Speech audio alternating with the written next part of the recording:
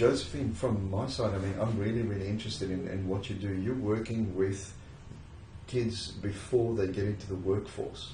That's right. Tell us a bit about that. Well, it was a project that we sort of developed over time. I've been at Woodridge High School for the last 12 years, in and out of the school, and working for different agencies like Scripture Union and so forth. And we recognised that, you know, a lot of our students were coming back to school each year. Students that had graduated but weren't set up or weren't confident enough to move on with their journey. And we set up this program, initiated this program really to provide that transition support. We work with students 6 months before they graduate and then 6 months after, just to ensure that they're on the right track and they're supported. So it's been a really unique program for us. You know, it's the first of its kind in Queensland, and you know, we're really privileged to be working in this sort of environment where we realise the need is great. You know, obviously Logan City is a very diverse community, but it's also in terms of generational poverty, we see it. And when we do home visits, we work with the families just to ensure that they're provided that wraparound service. And Logan's really multicultural as well, and I mean, this is now why we're talking about Ken here as well. I mean, why are you supporting this whole mayoral campaign of Ken's? Oh look, I've been a local for the last 28 years. I've attended Woodridge State High School. I've been around in the community for the last, working actually actively in the community for the last perhaps 20 years. And every now and then you come across people that have a heart for the community, that are really passionate about seeing change and enacting change. And Ken's one of those people. He knows how to manoeuvre his way within the different ethnic groups. He has a way of just journeying with people, and he has a way of really showing people that he's actually committed for them.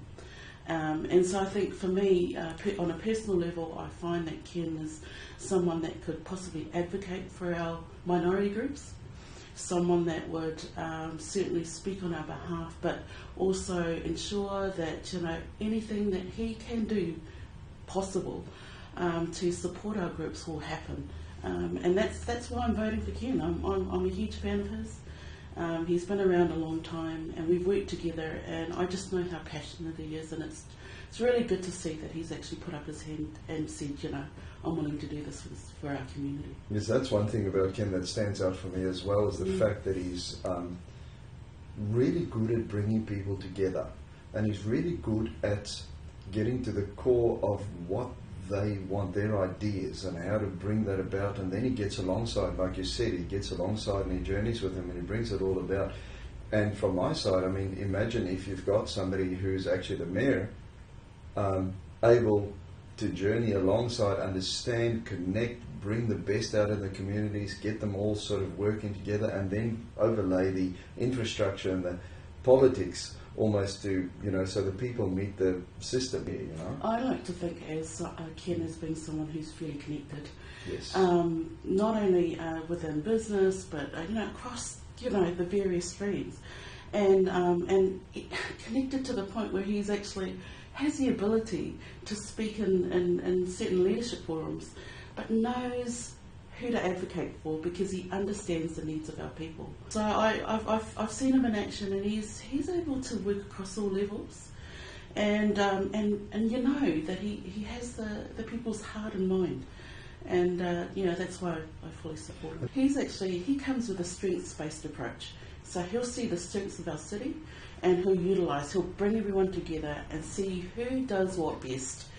And he'll ensure that would work to the best for the city's sake. He's just got a strength of the people. He understands them, he knows how to work with them, and I think that's possibly the best place for any leader in our city. So he's not coming as a politician down to find out where the people are at. He's coming with the people and bringing them into a political place where they can actually have an input and a say, and possibly bring about real change with people really buying into it. I think that's the key. It's the key to seeing any change or enacting any changes around community development, and it's from the grassroots up.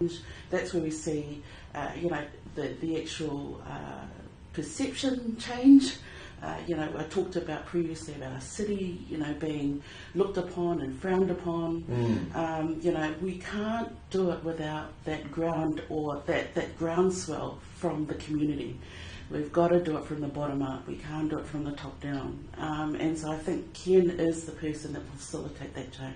And so it's a complete grassroots buy-in. And if we have a grassroots buy-in from the various communities, then we have a real fighting chance of actually bringing about a whole lot of change and using the strengths of each. Yeah. It's almost a mediation. Oh, it's a connection, isn't it? Yes. And really, without that connection, I don't think we'll be able to see any sort of positive change in our community. I mean, for a long time I've been around in this community, and people have tried, but you really do need the support of lots of people, and Ken has that. And the diversity. And the diversity. And I've seen him work within the different faith groups, with my own Pacific community. He's helped establish different building projects with our community. He's educated our people. He's gone above and beyond. And I just think without that level of support, we won't be able to see any change. It's definitely then Ken for mayor, isn't it? It's definitely Ken for mayor. He is passionate, he's courageous, he's determined, he's disciplined, he's connected, which is the most important for me. He's connected to the people.